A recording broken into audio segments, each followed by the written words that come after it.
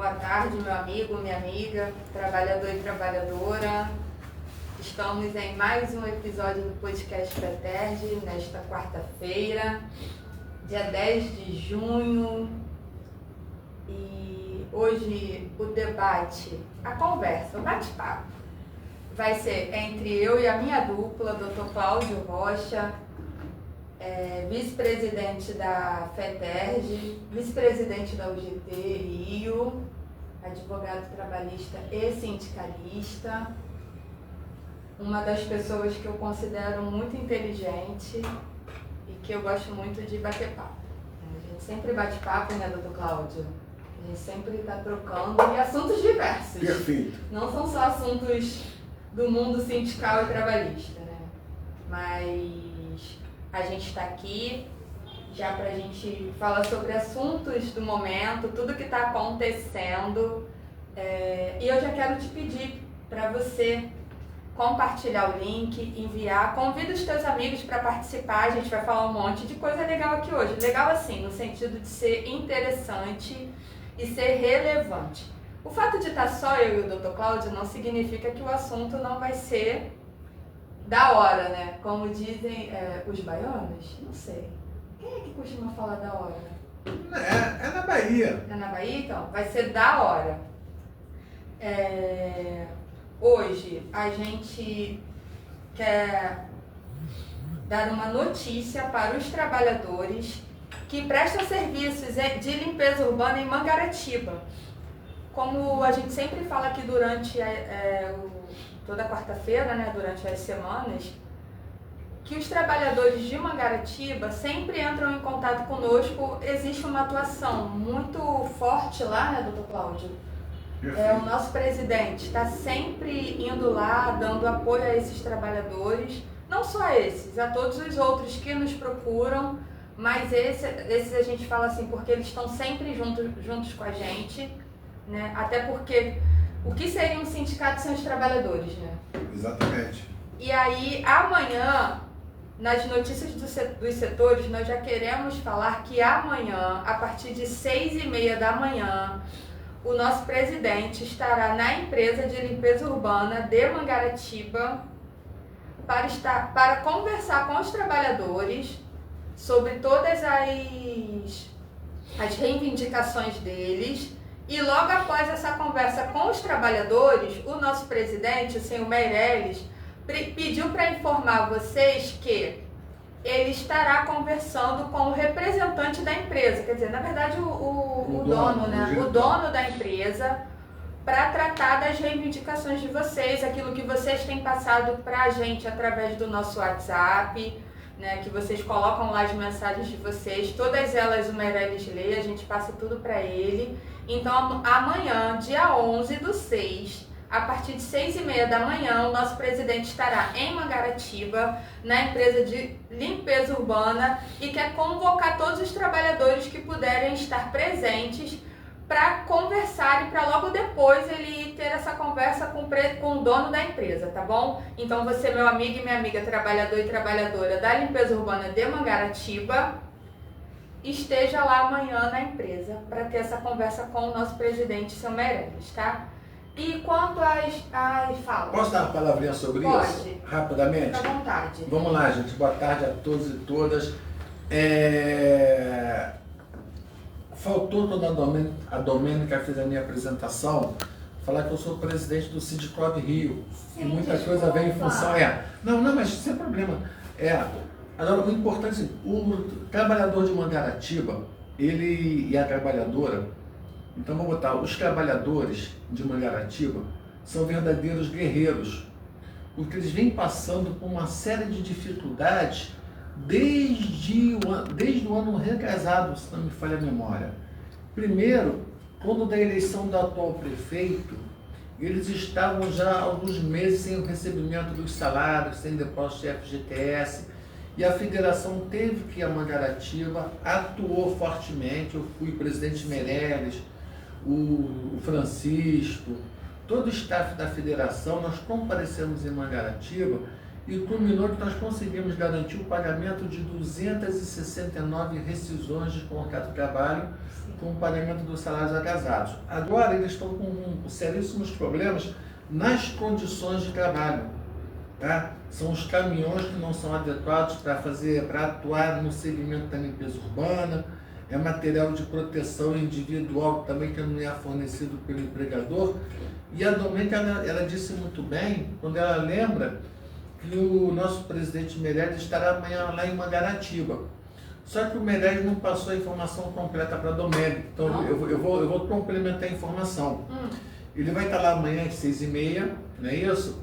Na porta da empresa, para fazer uma reunião com os trabalhadores da limpeza urbana de Mangaratiba. Após a reunião, vai ser tirada uma comissão de trabalhadores que vai comparecer com o Meirelles nessa reunião que está marcada também para as 9 horas da manhã, 9 ou 9h30, com o dono da empresa. Tá? Então amanhã é um dia muito importante para os trabalhadores de Mangaratiba e para a nossa federação.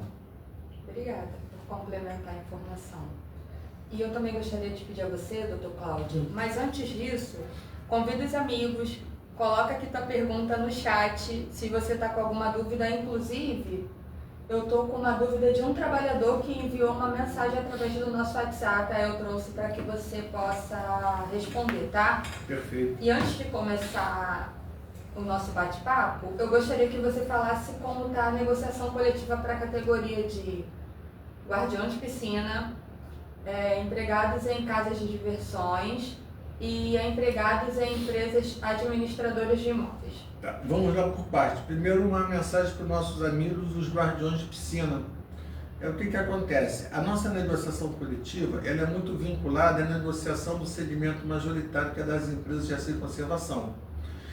E somente na semana passada, retrasada ou passada, que foi fechado efetivamente a negociação dos empregados em empresas de auxílio e conservação, que foi o reajuste de 7%. Então agora nós estamos reiniciando, vamos assim dizer, a negociação do guardião de piscina. Qual é a grande questão? O problema não é o reajuste, porque o reajuste, Domênica, me parece que já está garantido pelo menos esses 7%.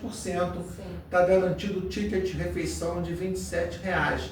A grande questão do guardião de piscina são determinadas condições de trabalho, tá? Que eles estão exigindo, estão solicitando que sejam alteradas.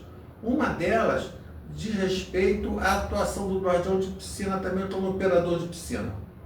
Eles não concordam com esse acúmulo, ou eles querem que esse acúmulo seja melhor trabalhado, melhor discriminado na Convenção Coletiva de Trabalho. Eles entendem que deve ter um piso para guardião de piscina e um piso para operador de piscina.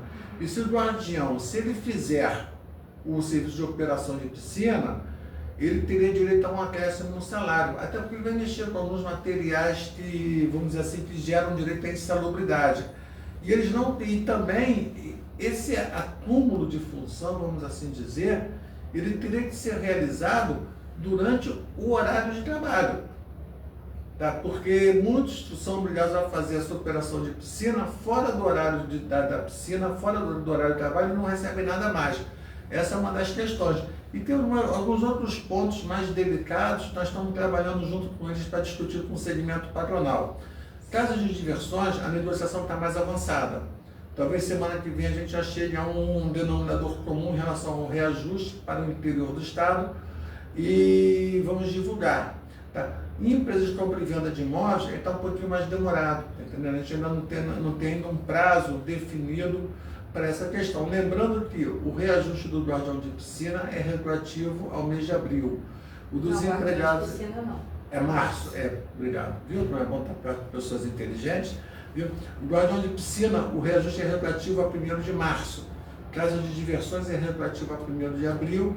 E empresa de compra e venda de imóveis é retroativo a 1º de maio. Tá bom? Doutor Cláudio, antes de eu entrar no debate, é uma dúvida assim que talvez seja do trabalhador também, até porque eu sou trabalhadora, né?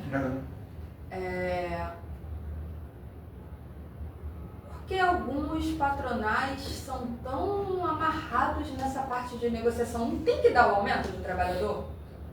O trabalhador não tem que sofrer o seu reajuste salarial, porque a vida está acontecendo, tudo aumenta, todo mundo recebe seus reajustes, tudo é reajustado todo ano. E por que esses abençoados desses patrões ficam nessa luta, nessa resenha toda para dar o aumento salarial para a categoria?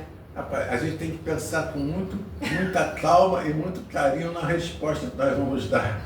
Porque alguns amigos, advogados, inclusive, e alguns amigos dirigentes sindicais estão do lado patronal, eles têm que ter um pouquinho mais de carinho ao ouvir as nossas respostas, os nossos argumentos, né? O que acontece às vezes a gente tem que esquecer o carinho. Obrigado, Léo. Porque o pobre vou até fazer propaganda aqui deles aqui. O que acontece é o seguinte... O arroz e o feijão aumentou já, sabia? O que acontece é, o primeiro ponto que a gente tem é a questão da inflação. Quando nós vamos negociar um reajuste de salário, por exemplo, eu estou negociando um reajuste de salário para os empregados de empresas de compra e venda de imóveis.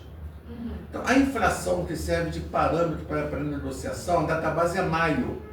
Então, é a inflação de maio do ano passado até o mês de abril desse ano, que é a véspera do reajuste. Aí, quando você pega o índice da inflação, vem assim, o reajuste foi de 4,14%, a inflação foi 4,14%. 4,5%. Aí você vira e fala assim, peraí, mas essa não é a minha inflação. A inflação que eu tive, a minha percepção é que o meu salário ele está muito mais defasado do que esses 4,5%, por esses 4,14%. Então, a gente negocia com base na inflação, mas se a gente pegar a variação da cesta básica, por exemplo, que é o alimento do trabalhador... Eu pensei na cesta básica agora. Pois é, a variação ela é o dobro da inflação. Porque aquelas pesquisas, o Diese todo mês manda pesquisa Isso, da cesta básica, né? Exatamente. E aí você vê que é uma loucura. Pois é. Mas independente disso... Aí o que acontece? Aí a gente vai negociar, aí nós fazemos uma Assembleia dos Trabalhadores, postulando a nossa proposta, qual é a nossa proposta de reajuste, qual é a nossa proposta de melhoria nas condições de trabalho. Apresentamos para o patronal. O patronal faz a assembleia deles e vem com a contraproposta. Em alguns casos, às vezes a gente recebe uma contraproposta de 0%. Eles dizem, as empresas não têm condição de conceder reajuste nesse momento, porque a convenção coletiva abrange todas as empresas, tem empresa que está bem, tem empresa que está ruim. Então a negociação ela não está amarrada. O ideal seria que todos os empregadores, no processo de negociação coletiva, sentissem que no mínimo, o empregado tem direito à recomposição da inflação. Tá? Então, por exemplo, quando a gente vai negociar, a gente pede a reposição da inflação e mais um ganho real. Mas pesquisas, inclusive do DIEESE, demonstram que existem períodos do nosso ciclo econômico que você, em determinados períodos, a maioria das convenções coletivas preconizam um reajuste acima da inflação. E tem período que a maioria das convenções coletivas, elas preconizam reajustes no mesmo índice da inflação ou até menor que a inflação. Então, quer dizer, é como se fosse entre aspas, uma adequação setorial. Cada segmento vai negociando de acordo com a sua condição econômica. Agora, para a gente é uma vergonha, é uma tragédia quando a gente senta numa mesa de negociação e vem uma proposta de reajuste abaixo da inflação, né? Não, além de ser uma vergonha, ser tudo isso, também assim, como eu te falei, né? Eu como trabalhadora,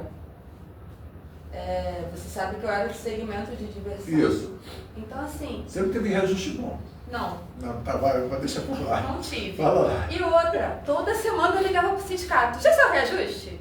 Já saiu o reajuste? O que a gente recebe de e-mail e de WhatsApp perguntando se o reajuste saiu, assim, bate recorde. E aí eu fico pensando, não tem que dar o reajuste de qualquer forma? Seja ele 1%, seja ele 10%, qual o valor, o percentual que foi negociado? Não tem que pagar? Não existe uma data base? Para que essa demora? Mas deixa eu dar uma explicação, é importante. Você sabe que... porque isso não entra na cabeça do trabalhador, não, tá? Mas você sabe que a convenção coletiva, ela tem um poder, vamos dizer assim, constitucional. Ela é preconizada em nossa Constituição Federal. E para a gente ter ideia, nós temos o princípio da redutibilidade salarial, que os salários não podem ser reduzidos. Sim. A exceção é por força de convenção coletiva. Então, uma convenção ou um acordo coletivo pode parecer um pouquinho de absurdo para as pessoas, mas ele pode, inclusive, resultar na redução salarial.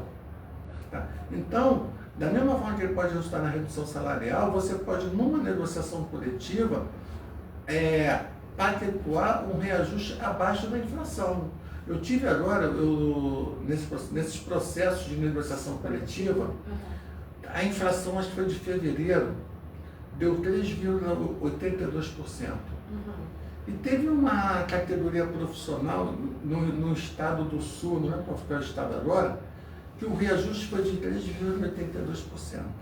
Você imagine, Léo, o trabalhador, depois dele esperar um ano pelo reajuste dele, ele tem a notícia que o salário dele está sendo reajustado em 3,82%. Tipo assim, é uma revolta que a pessoa fica, porque a inflação dela, com certeza, para ela foi muito superior a esses 3,82%. Mas você pode pactuar, infelizmente, essa reajuste no valor da inflação ou menor que a inflação. E aí, Domênico, essa demora toda talvez seja por uma dificuldade que as pessoas têm no processo de negociação coletiva, por uma falta de competência até das pessoas, ou por um excesso de competência também, porque tem gente que vai negociar para enrolar, tão somente para procrastinar. Sim, é muito Agora, complicado. a gente deveria ter um dispositivo legal que garantisse que na data base você já teria o reajuste da inflação. Você tem essa recomposição salarial. A partir dali é o processo de negociação entre os sindicatos. Mas isso não existe. Você sabe que um dos meus sonhos é participar de uma negociação coletiva, né? Como trabalhadora em sindicato. Eu não sei assim como vai ser minha vida para frente, se eu vou permanecer trabalhando no movimento sindical e tal. Eu confesso que eu estou me preparando para um dia sentar numa mesa de negociação, porque o meu sonho é esse. Mas, como trabalhadora que sou, e sempre fui, como vocês já sabem, né, eu já tenho 30 anos de contribuição e eu tô doida para me aposentar, se eu fosse você como trabalhador, perturbava o sindicato, não dava sossego a eles. Primeiro que é o teu papel também de participar de tudo, mas para que acabe com essa demora na negociação coletiva. A data base foi abril, nós estamos em junho, praticamente no meio de junho. E nada, não tem nada. Hoje você está meio atrapalhando, hein? Não tem nada resolvido ainda. Só que o arroz e feijão aumentou, a roupa do teu filho aumentou, a escola vai aumentar, tudo aumenta, o aluguel aumenta para quem paga aluguel. Então, tipo assim, você que tem que correr atrás disso junto ao teu sindicato. Então, não deixe de participar do teu sindicato, não deixe de se sindicalizar e pode perturbar lá na federação. Aproveita e anota aí o nosso número de WhatsApp. É o 21 98494 8118 e siga as nossas redes sociais, né? O @podcast FETERJ e a nossa página no Facebook Podcast FETERJ. Aproveitando, já que o Dr. Cláudio é o presidente do Sindicato dos Empregados em Casas de Diversões, deixe o seu @ e o telefone de contato do seu sindicato para os trabalhadores perturbar lá também. Bem, o telefone todo mundo tem, né? É 2240-8255, que é um telefone muito antigo. Muito antigo. Muito antigo. E o @ eu não sei. Olha que vergonha. Mas acesse a nossa página na www.sindicov.org.br, que assim que as negociações estiverem encerradas, a gente coloca diretamente no site. E vamos acelerar essa negociação, por favor, tá? Os trabalhadores estão aguardando, ansiosos pelo dissídio, como a gente gosta de falar. Mas para você ter ideia, eu encerrei hoje, agora de manhã, uma negociação coletiva de uma determinada categoria, que eu ainda não estou autorizado a divulgar, né? Mas não faz parte da federação. Mas foram várias assembleias de trabalhadores e várias assembleias dos empregadores para poder tentar chegar num denominador comum. E o denominador comum, ele só se chegou a ele por um esforço, por um esforço gigantesco. Hoje ele não está aqui não, hein, Léo? Por um esforço gigantesco dos negociadores. Mas vamos lá, vamos dar boa tarde pessoal que já está nos acompanhando. Boa tarde, Elvira. Mais uma semana com a gente. Boa tarde, Wilton, nosso diretor lá de Volta Redonda. Pati, boa tarde. O Luizinho da Teixeira. Ana Carolina Simões. Nosso companheiro de toda semana também, o seu Nolasco. Boa tarde. Ele falou que hoje tu tá me encarando, doutor Cláudio. Nosso diretor Sandro das Neves falou que a inflação e caristia, coisas diferentes, né? Caristia atinge os mais pobres, sim. O Sérgio também nos dando boa tarde. O Adriano, guardião de piscina, ele está aqui comentando quando o senhor vai ver as pautas sobre a dupla função, sobre a classe dos guardas-vidas civil. Que foi até o que ele estava falando aqui ainda há pouco, né, Adriano? Não sei se você ouviu. Adriano, só para... Eu falei agora há pouco da negociação de vocês, explicando o porquê da demora, entendendo? E dizendo quais são as principais reivindicações de vocês, inclusive essa questão do fim da dupla função, e informei de que nós já mantivemos contato com o sindicato patronal, que acabou de fechar a convenção do segmento majoritário, que é com as empresas de acesso e conservação, e estou aguardando uma reunião com eles. Provavelmente eu vou conversar com o Meirelles amanhã, quando ele voltar de Mangaratiba, e vamos tentar agilizar uma reunião com vocês para a próxima segunda-feira, tá bom? E aí a gente vai se falando pelo Zap. O seu Nolasco colocou aqui um comentário. Acho que não damos a importância de divulgar a convenção coletiva. Divulgamos muito o resultado. Quem é contratado depois da convenção fica sem saber sobre a negociação. Não podemos incluir nos documentos legais que o contratado recebe incluir a convenção? Afinal, não é um documento legal? Você sabe que a observação é espetacular. O que acontece? Muitas das vezes o empregado, quando ele é contratado posterior à assinatura da convenção coletiva, ele, inclusive em relação até à própria contribuição assistencial, ele não quer fazer a contribuição assistencial porque ele entende que ele não foi beneficiado pela convenção coletiva. Só que ele esquece que aquele salário da contratação dele já é um salário que foi reajustado pela convenção coletiva de trabalho. Ele esquece que aquelas condições de trabalho que ele está sendo submetido ali já são condições que foram aprovadas e constam na convenção coletiva. Eu vou dar um exemplo muito maneiro sobre isso. Muitas convenções coletivas têm uma estabilidade gestante de até 7 meses depois do nascimento da criança. Por lei são só 5 meses. Então a database é maio. A pessoa é admitida no mês de junho. A mulher, em julho, ela engravida. Tá? Embora ela não tenha embora quando da assinatura da convenção coletiva ela não estivesse na empresa ainda, ela foi admitida depois, mas ela vai ter direito à garantia de emprego de até 7 meses. Por quê? Porque é uma condição estipulada na convenção coletiva, que embora a admissão dela tenha sido posterior à assinatura, ela tem todo o direito, Então, acho que é espetacular a sua observação que os empregados que são admitidos em data posterior à assinatura da convenção coletiva, eles deveriam receber uma cópia da convenção coletiva, primeiro para ter conhecimento de qual é o sindicato deles, porque muita gente não sabe o que é o sindicato. Não sabe mesmo. E em segundo, para que ele tenha conhecimento de quais são as condições mínimas de trabalho que o sindicato assegura para ele e que normalmente estão acima das condições previstas na nossa CLT. Mas isso pode ser convencionado, né? Pode ser convencionado. Eu acho que é uma ótima ideia para uma pauta de reivindicações, constar na... Me convida. Tá bom? Me convida para a próxima negociação. Doutor Cláudio, estamos num período que todo brasileiro ama, que é a Copa do Mundo, né, Léo? Amanhã é a abertura, não é isso? Isso. Vai ser que horas, gente? Eu tô meio por fora dos horários. Ih, gente, eu acho que quase tudo é de noite nessa Copa do Mundo.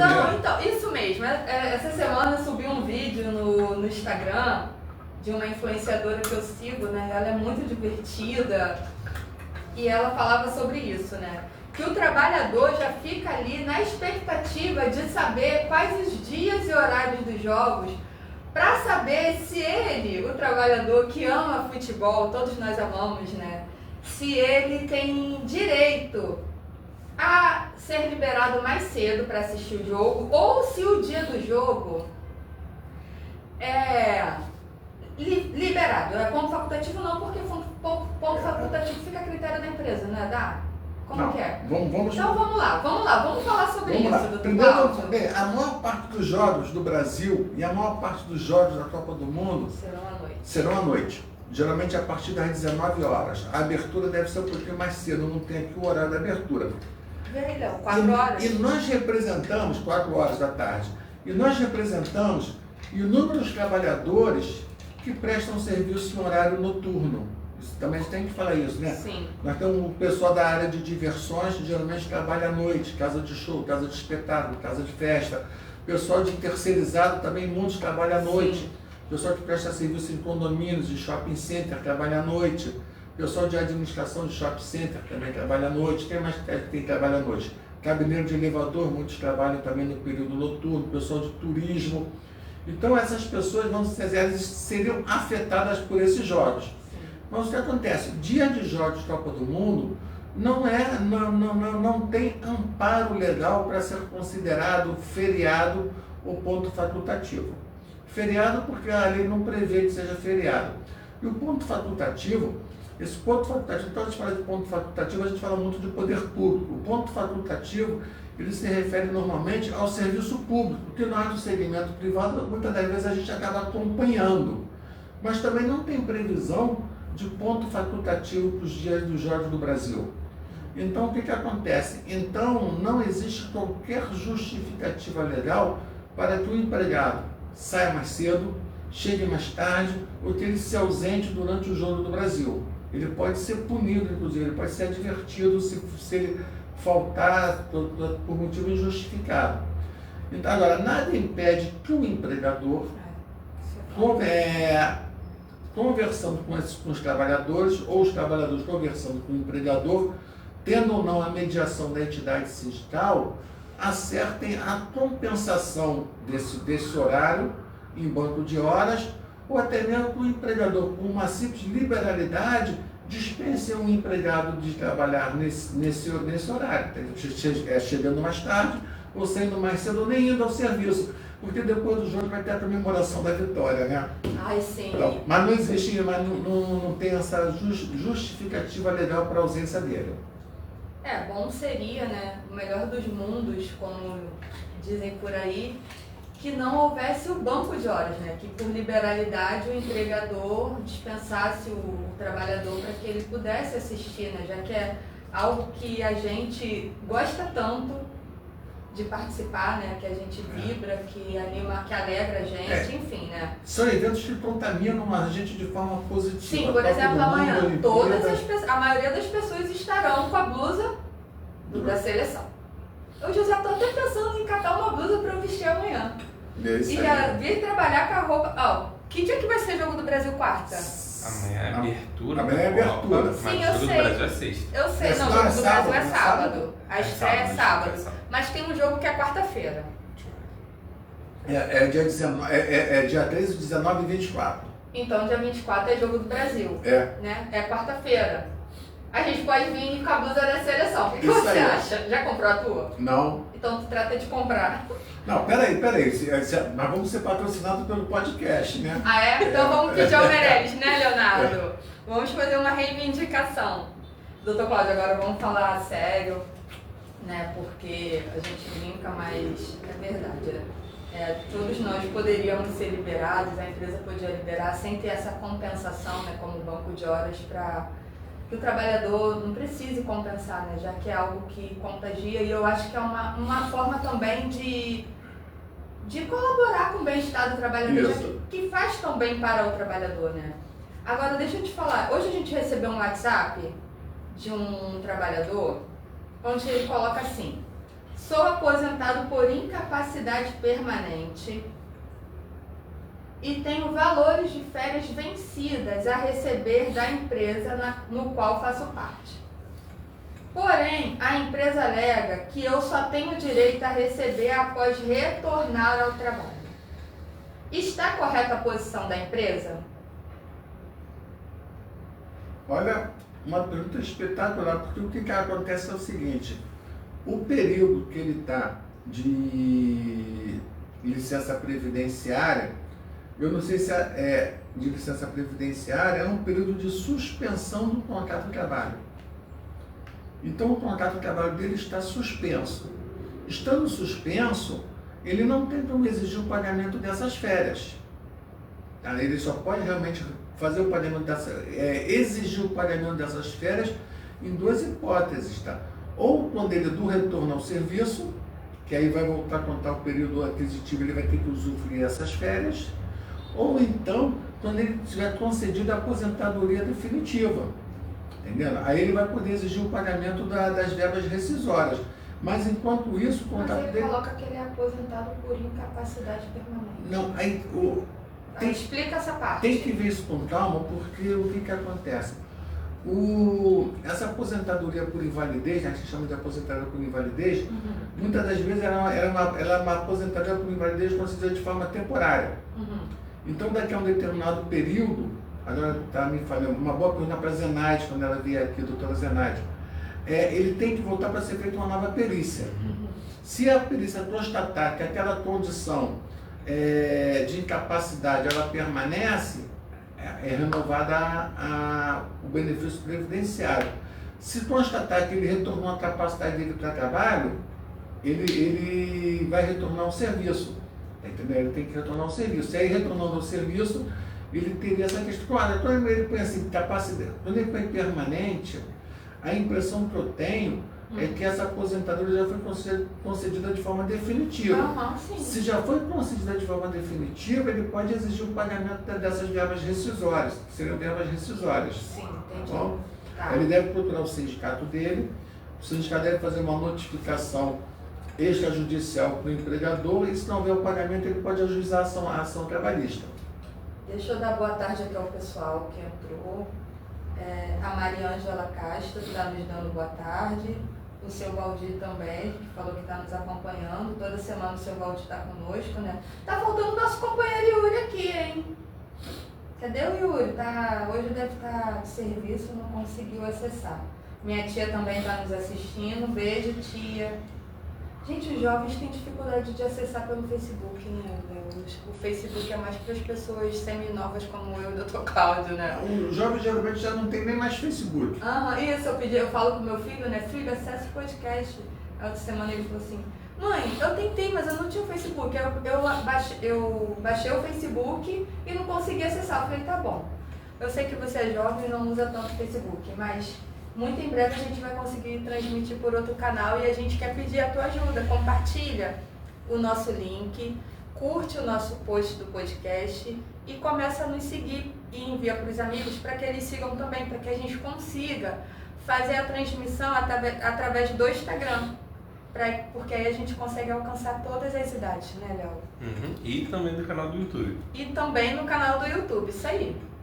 Não vai embora, fica com a gente, já envia o link para os seus amigos para eles participarem. Doutor Cláudio, após a pergunta que esse trabalhador colocou, eu queria te continuar falando sobre esse tema, sobre a aposentadoria, né?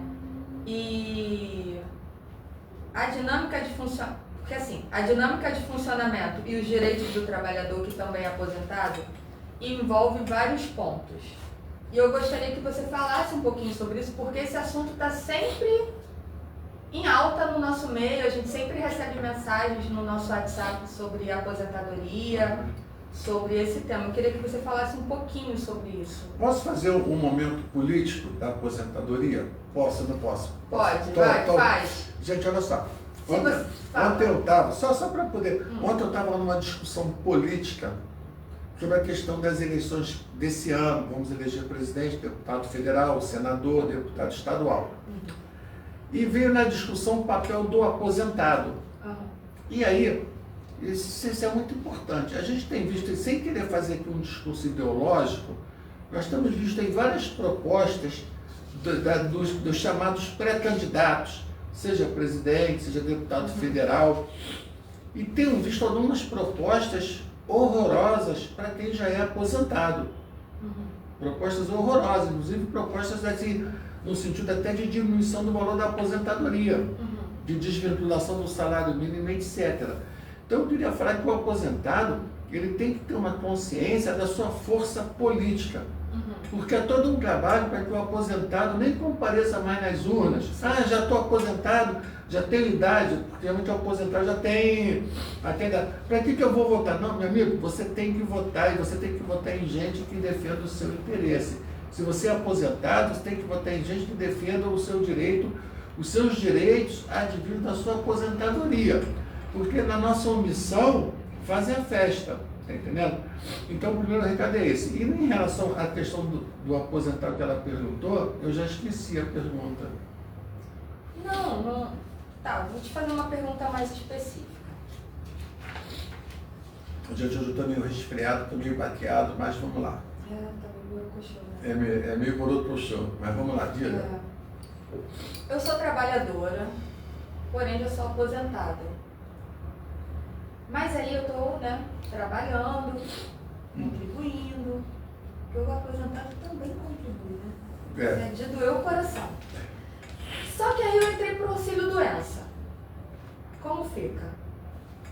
Gente, essa é uma... Vamos lá, aposentado, empregado aposentado. A pessoa está aposentada e continuou no emprego, obteve um novo emprego, então ela acumula o trabalho dela como seletista e ela recebe a aposentadoria. Maravilha. Maravilha não, porque o ideal é que a aposentadoria fosse suficiente para a pessoa não precisar voltar para o mercado de trabalho. Mas não funciona assim no Brasil, né? Ela ficou doente, vai entrar de licença previdenciária. Bom, primeiro ponto, ficou doente, o empregador, se ela se ausentar por mais de 15 dias, tá? Porque os primeiros 15 dias são pagos pelo empregador. O empregador deve encaminhá-la para o INSS. Ela vai ter todo aquele procedimento normal de quem não é aposentado. Aí o INSS vai dizer o seguinte, vai caracterizar que ela tem direito, que ela não tem a capacidade para continuar trabalhando, que ela está doente e por algum motivo vai precisar ficar de licença previdenciária. Todo esse trâmite é normal, só que aí acontece o seguinte, ela não recebe o benefício do auxílio doença, porque a nossa legislação, ela proíbe o acúmulo de benefício previdenciário. Então, quando o aposentado ele fica doente e ele entra de licença, ele deixa de receber o salário dele, do empregador, mas ele também não recebe o benefício previdenciário. Ele só vai ficar com a sua aposentadoria. Gente, tô passada. Pois é, e aí o que acontece? Pois é, aí o que acontece? Você não está contribuindo? Ai, olha, vou te falar uma coisa. Mas aí vem essa questão. A revolta do aposentado é porque enquanto ele aposentou, mas em função daquele contrato de trabalho que ele mantém, ele continua descontando o INSS ali do salário dele. É como se ele fosse receber 2 benefícios e não pode receber os 2. Exatamente. Aí ele fica só com a aposentadoria. Exatamente. Então mas ele fala assim, mas por que eu não vou receber meu auxílio doença se do salário que eu recebo, eu estou descontando o INSS? Gente, eu pensei que eu tinha tirado. Por que eu vou receber o meu auxílio doença? Por que eu não vou receber? Não recebe. Por quê? Porque a legislação proíbe o acúmulo de 2 benefícios previdenciários. Então ele fica sem o salário que era pago pelo empregador e fica sem o benefício. Ele só vai receber a aposentadoria. Consequência disso, muitos trabalhadores aposentados, quando ficam doentes, preferem não entrar de licença previdenciária para não perder o salário, continuam trabalhando mesmo não estando bem de saúde. E aí o trabalhador aposentado só pode contar com Deus, né? Para não ficar doente, para não ter nenhum tipo de situação que ele nesse sentido, tenha que recorrer à Previdência Social. Exatamente. Tá, e fica assim, e aí tem que chamar a atenção o seguinte, embora ele não vá receber o auxílio doença, ele tem que cumprir, ele e o empregador, todas aquelas etapas normais de encaminhar para o INSS, fazer o pedido do benefício, ele vai ficar de licença, mas o pagamento vai ser indefinido pelo INSS, porque ele já é aposentado. Ok? Fiquei até muda. Antigamente, nós não éramos nascidos ainda, eu já era. Nós tínhamos o chamado pé na cova. O que era o pé na cova? o aposentado... A doutora Zenaide falou, né, aqui no dia do podcast. O aposentado, ele arrumou um novo emprego, ele descontava no INSS. Mas depois, quando ele saía do emprego, ele recebia parte desse valor que ele descontou de volta. Era como se fosse um pecúlio, tá entendendo? E o apelido era pé na cova, porque ele era pago para quem já estava com o pé na cova. Antigamente, o Léo está rindo, mas porque antigamente, Léo, a gente se aposentava, a pessoa se aposentava para morrer. Porque as nossas condições de saúde antigamente, tudo antigamente era pior nessa. Então uma pessoa, quando eu era jovem, uma pessoa de 50 anos estava acabada para a vida. Hoje em dia não, hoje em dia uma pessoa de 50 anos está de bem com a vida. Tanto que em função disso é que eles querem aumentar até a idade. A Domênica não consegue se aposentar, por quê? Porque toda hora vai aumentando a idade para a pessoa poder se aposentar. Estou gostando disso não. Desse assunto não, vamos mudar de assunto. Vamos mudar de assunto. Para não estragar o restante dessa quarta-feira linda de outono que está aqui no Rio de Janeiro. Beleza, então vamos lá, vamos em frente. Deixa eu te falar. Quero dar boa tarde a quem entrou agora. O Lino, seu Lino, boa tarde. A mesa deste debate e a todos nós que estamos participando. Ele está falando que a escala 6x1 está tirando as pessoas do sério. Luana, minha amiga, boa tarde. Eduardo Barreto botou, cheguei atrasado. Chegou não, Eduardo? Fica aqui com a gente, não vai embora, tá? E Luana comentou, boa informação. Doutor Cláudio, eu tenho dois assuntos para falar. Vamos lá. Um é sobre a NR1 e o outro é sobre a escala 6x1. Você escolhe. Qual que eu falo primeiro? Vamos na NR1, que é o que eu menos entendo. Mas você não está entendendo sobre a NR1? Vamos do pior para o melhor, fala. Vamos lá. Brincadeira, vamos lá. O Eduardo colocou aqui, só para a gente não perder o fio da meada. Aí, sou obrigada a lhe perguntar. Já não estaria errado na inicial? Por que um aposentado tem direito a trabalhar de carteira assinada, de CTPS assinada? Não haveria aí um conflito de interesses?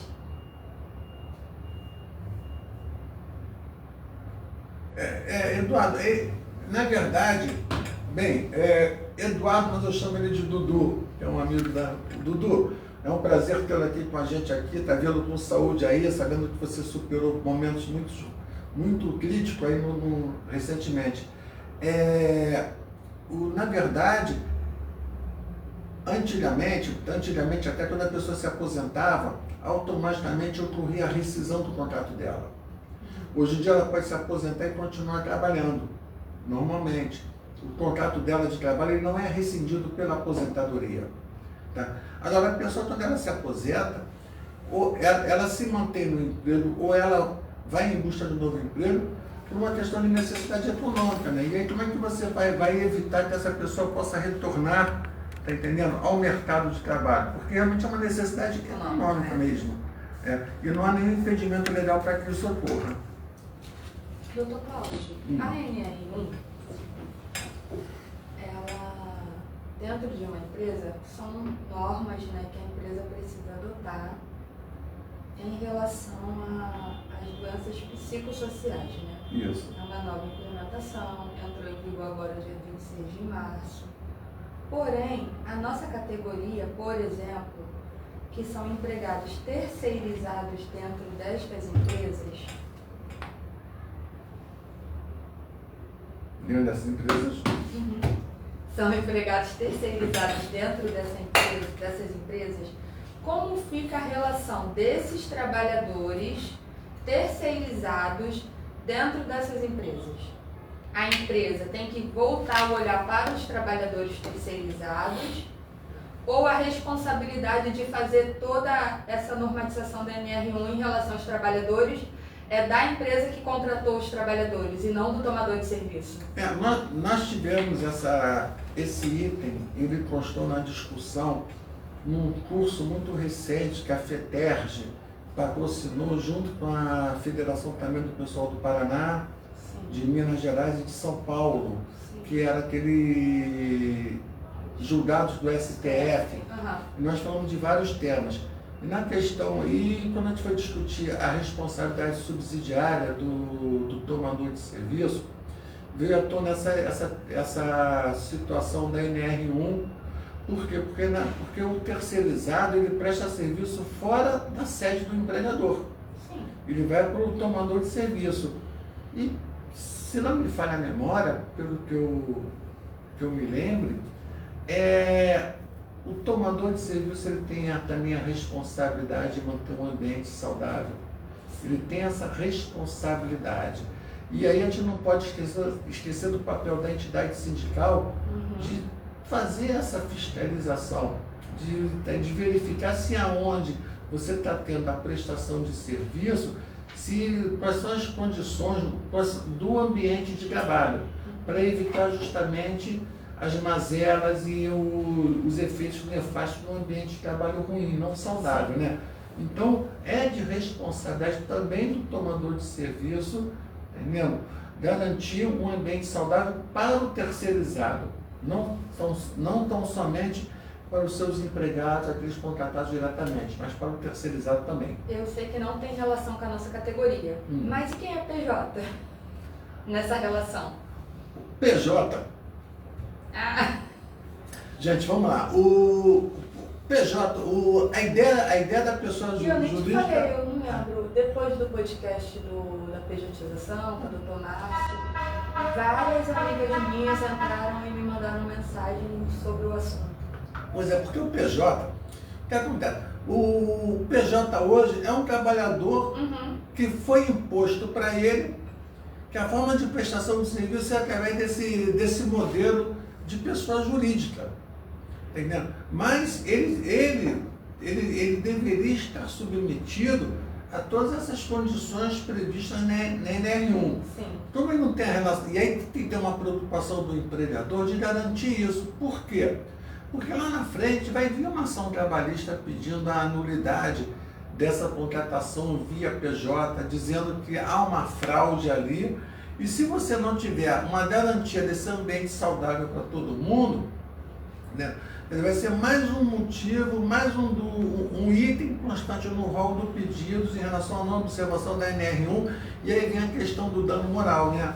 Vem a questão do dano moral que também pode pegar muito. Então, eu entendo que o empregador ele tem que manter um ambiente saudável para todas aquelas pessoas que prestam serviço para ele, independente da modalidade de contratação. Seja o trabalhador com a carteira anotada, o seletista, seja para aquela pessoa que trabalha sob a forma de PJ, como autônomo, etc. Mas tem que ter essa preocupação. Sim, eu sei. O seu Nolasco até botou aqui. PJ é um desafio para os sindicatos. Temos que entender que representamos trabalhadores, independente da relação funcional. Aí o Nolasco falou uma coisa espetacular. Eu acho que há necessidade das entidades sindicais pensarem em reformular os seus estatutos sociais. Alguns sindicatos já estão fazendo isso. Por quê? Porque você tem sindicato dos empregados. E hoje, no ambiente de trabalho, nós temos muito mais do que empregados. Nós temos aqueles seletistas, mas temos outras pessoas que prestam serviço sob as mais diversas formas. Um exemplo disso, aí no Nolasco, é o pessoal do Instituto de Beleza. Porque não vou fazer uma crítica não, mas vê a questão do contrato de parceria, mas o parceiro é um trabalhador. Sim. Essa não fui eu não, tá vendo? Tem que apertar o botãozinho ali. Aperta o botãozinho atrás. Então o que acontece? Então, um salão parceiro, o parceiro é um trabalhador. Só que a modalidade da forma da prestação de serviço dele, contratual, tenta afastá-lo do modelo seletista. Tá? Mas então, vários sindicatos que representam trabalhadores do Instituto de Beleza já estão fazendo as suas adaptações estatutárias para que eles possam representar também esses trabalhadores que prestam serviço sob a forma de parceria. Sim. Bem lembrado pelo Nolasco. Isso mesmo, aí botou PJ não trabalha, quem trabalha é CPF. Exatamente, né? Exatamente. Sim. É a questão da fraude, etc, etc. Sim. Tá. Então agora vamos para o nosso último tema do dia e já estamos chegando ao final. Deixa eu só fazer cumprir o protocolo aqui do roteiro, por favor? Tá. Porque você sabe que esse roteiro aqui precisa ser cumprido, né? E no mês de junho, nós estamos com a campanha do mês, que é o Junho Vermelho, a campanha nacional de conscientização sobre a importância da doação de sangue, né? Doar sangue é extremamente importante, porque além de doar sangue, você também doa esperança para as pessoas, né? Inclusive, nós estamos até com uma campanha de doação para uma criança, né? Vou até ver se essa semana eu consigo fazer essa doação, é lá na Marechal Floriano, é bem pertinho, né? Talvez amanhã eu consiga passar lá. E é uma simples atitude que pode mudar vidas, né? E que eu e você, a gente possa ser diferença na vida das pessoas. Então, se você puder ser doador, faça essa ação, que é de extrema importância. Eu tenho a carteirinha de doador de sangue da Santa Casa de Misericórdia, que eles falam que eu dou sangue na Santa Casa. Você doa sangue, Leonardo? Cara, e realmente é uma questão, uma doação de sangue salva não sei quantas vidas. Sim, entendeu? acho que são 4, né? Cada pessoa que doa. E você ainda tem a opção de você poder ficar inscrito no banco de medula também, que é um caso sério, né? Porque a pessoa, quando ela tem chamado câncer de medula, né? Para você achar uma pessoa compatível é muito difícil. Então, eu não só doar sangue, como também fazer a inscrição no banco de doação de medula. É muito importante. Parabéns aí pela campanha aí da federação. Sim. E eu também gostaria de falar sobre o nosso momento jurídico. E aí a gente deixa a escala 6x1 para o final, tá? Mas aí tem que falar só uma coisinha aqui, que o Nolasco fez uma observação. Ele fala assim, PJ não trabalha, quem trabalha é CPF. Perfeito. Ele fala assim, mudou o trabalho também. Nosso modelo é de 43. Nolasco, eu vou concordar parcialmente com você. Não sei se você ainda está longe daqui, tá entendendo? Mas eu vou concordar parcialmente. Porque a nossa CLT é de 43. Mas a gente já tem tanta alteração na CLT, tá?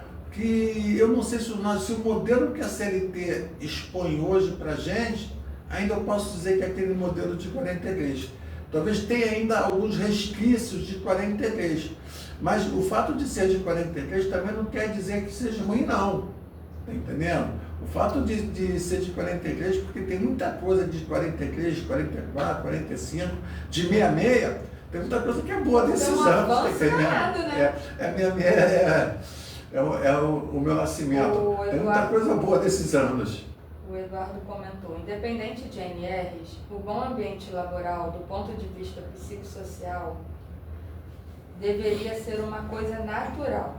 Até para o empregador é importante, pois da mesma maneira que é importante para o empregado, para o empregador deveria ser deveria ser a mesma regra, tanto para o empregador como para o empregado. E aí ele complementa aqui falando sobre a doação de sangue, e ele diz, então você é sangue bom, doutor. Obrigado. Sim, pelo que diz o pessoal do banco de sangue, o sangue é bom, é A negativo. E aí eu gostaria de fazer o nosso momento jurídico, e informar quem está nos assistindo que o nosso atendimento presencial com a doutora Andréia Eni é toda terça-feira, das 10 às 15 horas. E todos os dias nós temos atendimento através do nosso WhatsApp, né, que é o 21 984 94 81 18. Ou você também pode entrar no nosso site, no www.feterge.org.br, e lá tem a aba Fale Conosco. Geralmente quem responde às mensagens do Fale Conosco sou eu, o WhatsApp é a Beth, e quando a gente não consegue responder, a gente passa para o Dr. Cláudio Rocha, ou para o Dr. Cláudio Goulart, ou para a doutora Andréia, tá? Então, se você tem alguma dúvida ou se você quer fazer qualquer outro comentário, você pode entrar em contato conosco através dos nossos canais de atendimento. E aproveita para curtir, compartilhar e comentar aqui na nossa live do podcast. Doutor Cláudio, vamos encerrar então falando um pouquinho sobre a escala 6x1, que é o sonho de muita gente, né? E é o nosso sonho também como movimento sindical que haja essa mudança, né? A escala 6x1, ela está em tramitação, né? No Congresso Nacional, uma proposta de emenda à Constituição. O texto fala. Não, pode ir. Então, o texto ele foi aprovado em 2 turnos da Câmara dos Deputados e agora encontra-se no Senado, onde vai ser discutida e vai sair um calendário de votação, né? Já saiu o calendário. Não, mas não. Não, então. Que também são 2 comissões no Senado, né? Isso. 2 comissões. E aí eu gostaria que você falasse um pouco sobre o que você entende, sobre como está esse cenário. Bem, vamos lá. Para os nossos trabalhadores. Nós, do movimento sindical trabalhadores, nós comemoramos muito a aprovação do fim da escala 6x1 na Câmara de Deputados. Mas nós não ganhamos a guerra, nós tivemos uma espetacular vitória, onde nós conseguimos fazer com que políticos de um espectro de direita mudassem de ideia, ou independente do motivo da mudança de ideia, mas que votassem de forma favorável também à extinção da escala 6x1. Ponto pra gente. Beleza. Só que agora nós temos uma outra guerra e acho que é até pior, porque é a tramitação do projeto no Senado Federal. Porque no Senado Federal não há uma disposição do líder do Senado Federal, não há uma disposição de inúmeros senadores de aprovar o fim da escala 6x1. Ou então há uma forte disposição de procrastinar o fim da escala 6x1. Então nós tivemos, as centrais sindicais, inclusive, tiveram uma reunião essa semana. Por quê? Porque nós temos que pressionar os nossos senadores. Cada um tem que procurar o senador do seu estado, tá? Cada estado tem 3 senadores, temos que pressionar os senadores para que eles votem, para que eles se posicionem a favor do fim da escala 6x1. Porque se isso não acontecer, gente, a nossa vitória na Câmara de Deputados não vai valer de nada. Tá? Então nós estamos hoje, o projeto está no Senado Federal, o presidente, o Davi Alcolumbre, não tem nenhuma disposição de colocar em votação o fim da escala 6x1, não está disposto a acelerar esse processo de votação, e dos 80 e poucos senadores, não se falha a memória, dos 40 já assinaram um documento contra o fim da escala 6x1. Tá? Então, a pressão popular é que vai mudar isso. Por exemplo, no Rio de Janeiro, nós temos 3 senadores. Fala os nomes. Pode falar? Pode, que é o Romário, o Carlos Coutinho e o Flávio Bolsonaro. Não é o Flávio Bolsonaro que é senador aqui? E o Flávio Bolsonaro. Nós temos esses 3 senadores. Os 3 senadores, em tese, se posicionam contra o fim da escala 6x1. Mas ontem eu vi um vídeo do Romário se manifestando no Senado Federal dizendo o seguinte, que é mentira que ele seja contra o fim da escala 6x1. E ele se posicionou a favor do fim da escala 6x1. Quer dizer, eu não sei se quando disseram que ele era contra o fim da escala, se estavam mentindo, ou se ele inicialmente, por uma questão partidária ou até ideológica, realmente ele era contra, mas ele agora se posicionou a favor do fim da escala 6x1. Então, Romário, seja bem-vindo ao nosso lado e vamos pressionar os demais senadores, não só do Rio de Janeiro, mas de todos os estados, para que acelere o processo de votação no Senado Federal e para que se posicione a favor do fim da escala 6x1, gente. É uma luta que vem desde 1988, pelo menos, no movimento sindical. Então, doutor Cláudio, eu acho que hoje, como nós temos acesso às redes sociais desses parlamentares, a gente pode sim ir lá. As centrais sindicais tem uma plataforma, onde você vai poder ver o posicionamento dos senadores E você vai poder enviar mensagem direto para aquele senador que é contra o fim da escala 6x1. Eu acho que os sindicatos devem começar a divulgar essa semana essa plataforma.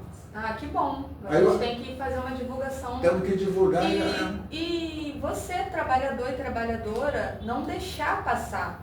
Porque você que escolhe quem vai estar lá defendendo os seus direitos ou não. Não, e tem uma questão, Domênica, se você me permite, para acrescentar, porque o que está em jogo agora não é mais só o fim da escala 6x1, não.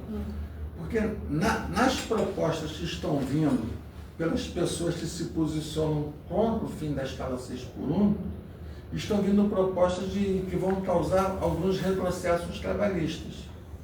E já chega, né? Já chega, né? Já chega. Então, a hora é essa, a hora é de aprovar o fim da jornada 6x1 e afastar essa possibilidade de a gente ter retrocesso trabalhista. Lembrando que, na maioria dos países desenvolvidos, entendeu? A jornada de trabalho já é de 40 horas ou menor que 40 horas há muitos e muitos anos. Sim, então, assim, né? Eu lembro em quem eu votei na última eleição, para deputado federal, para senador. Não, para senador eu não lembrava, porque então eu não votei em nenhum desses três que você falou. Tá, talvez não tenha... Porque, na verdade, o Carlos Portinho, ele era suplente. Acho que a vaga do Carlos Portinho no Rio de Janeiro era do Haroldo de Oliveira, que faleceu. Entendi, tá. Então, o que acontece? Mas eu lembrava em quem eu tinha votado para deputado federal. E pelas publicações das redes sociais, eu vi que o deputado que eu tinha escolhido tinha se posicionado contra. O que eu fiz? Fui na rede social dele e botei a minha manifestação. Isso é importante. Então você, meu amigo e minha amiga trabalhador e trabalhadora, precisa começar a se atentar para isso. A rede social está na nossa mão. E querendo ou não, eles vivem acompanhando isso minuto a minuto. Então você tem que ir lá e falar para a pessoa que você escolheu para te representar e falar para ele, ó, meu amigo, vamos embora. Vamos mudar esse posicionamento. E bombardear mesmo. Porque no dia que eu fiz o meu post no deputado que eu tinha votado, eu vi que tinha inúmeras pessoas comentando, pedindo para que ele se posicionasse. Isso é importante. Então a gente precisa também ter essa consciência, né, doutor Cláudio? É porque, gente, a gente tenta não ir muito fundo na questão política, né? Sim. Mas, vamos lá, porque existem pautas, assim, existem pautas econômicas, existem pautas ideológicas, existem pautas ambientais, existe tudo que é tipo de pauta. Mas essa pauta é sobre a vida do trabalhador, sim, né? Por isso que essa vida do trabalhador. Senti... Quer dizer, e é um absurdo a gente ter deputados, e aí com todo... Eu vi agora uma reportagem, deputados que não chegam a trabalhar 90 dias ao longo do ano. Não chegam a trabalhar 90 dias ao longo de um ano, serem contra 6x1. Deputados que vivem mais tempo de licença médica, de férias, de passeio, do que de trabalho efetivo, e dizem essa fake news, que se a 6x1 vingar, se a redução de jornada vier para 40 horas, o Brasil vai quebrar. E aí vem aquela história que a gente tem que lembrar sempre, né? Esse papo que o Brasil vai quebrar, isso aconteceu quando veio a questão da libertação dos escravos, isso aconteceu quando veio a questão, quando surgiu o salário mínimo, a carteira de trabalho anotada, a carteira de trabalho, quando surgiu o 13º salário, todos falaram que o Brasil ia quebrar. E esses deputados que se posicionam contra, eles vão ficar marcados na história de forma negativa. Sim. O Vinícius Ferreira comentou aqui, boa tarde. Internet hoje em dia te ajuda a ter uma expressão maior para o público. Sim, né? A gente tem que usar mesmo a internet. Você pode ler o comentário do Eduardo, por favor? A falsa ideia de que o fim da escravidão dos trabalhadores irá gerar também uma falsa ideia de fortalecimento dos trabalhadores será sempre impeditivo dessa celema, até porque acredito que será criado dentro da escala 5x2 algum gatilho para a compensação da perda por parte dos empresários. Isso é Brasil. Eduardo,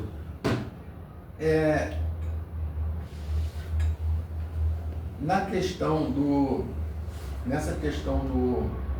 gatilho, quando nós tivemos a vitória na Constituição de 88 de reduzir de 48 para 44, não teve nenhum gatilho. Tá?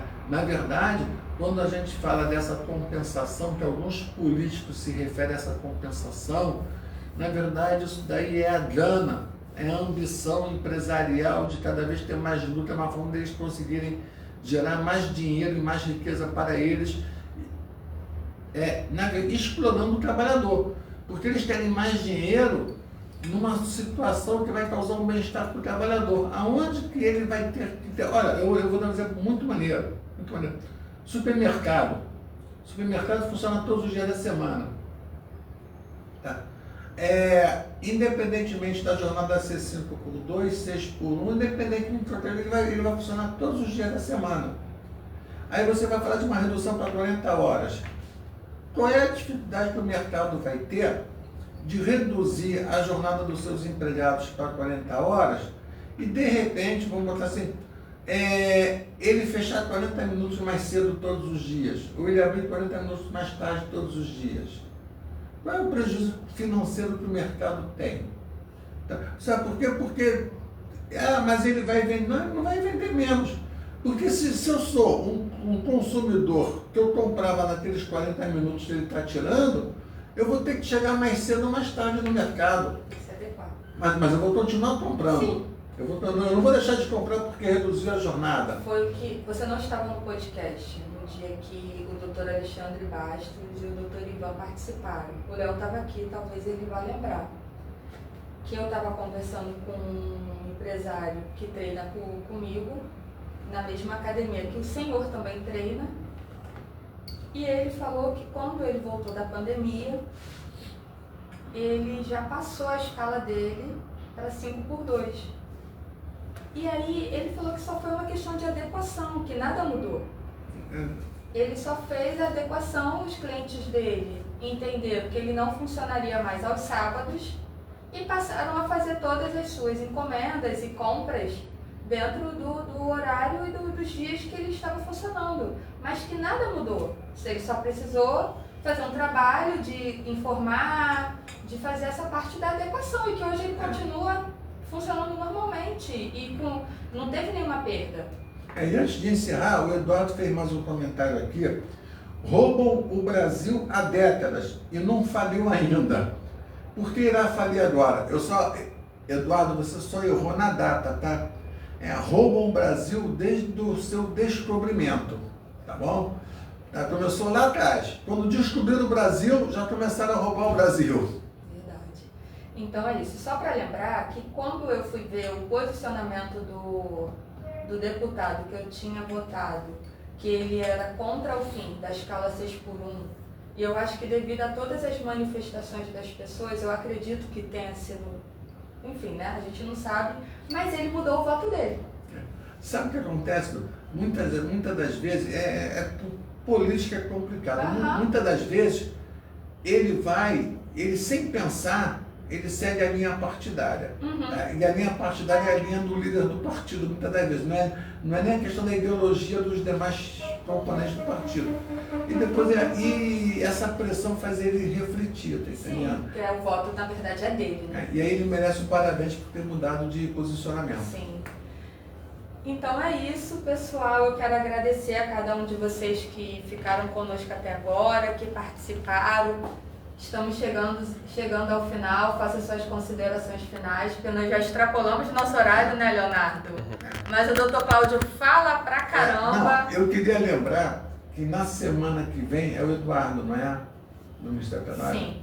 Na semana que vem, quem vai participar aqui do nosso podcast é um amigo já de longa data do Ministério do Trabalho, servidor concursado já, o Eduardo Medeiros, e ele vai fazer aqui uma apresentação, porque vocês não conseguem imaginar, vocês não têm conhecimento do número de cursos que o Ministério do Trabalho está oferecendo, tá? De qualificação, de requalificação profissional, de acessibilidade e tudo de forma gratuita em suas plataformas.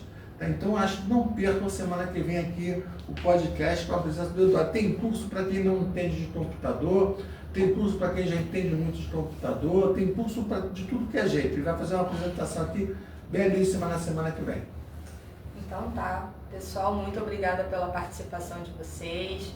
Chegamos ao final. Semana que vem estaremos aqui e dia 24 a gente vai vir com a camisa do Brasil, tá bom? A gente já pode deixar combinado? Ô, Nolasco, traz uma camisa do Brasil aí, de onde você estiver, tá bom? Uma internacional aí pra gente. Nós que agradecemos, Nolasco. Boa tarde, gente. Até quarta. Bye, bye.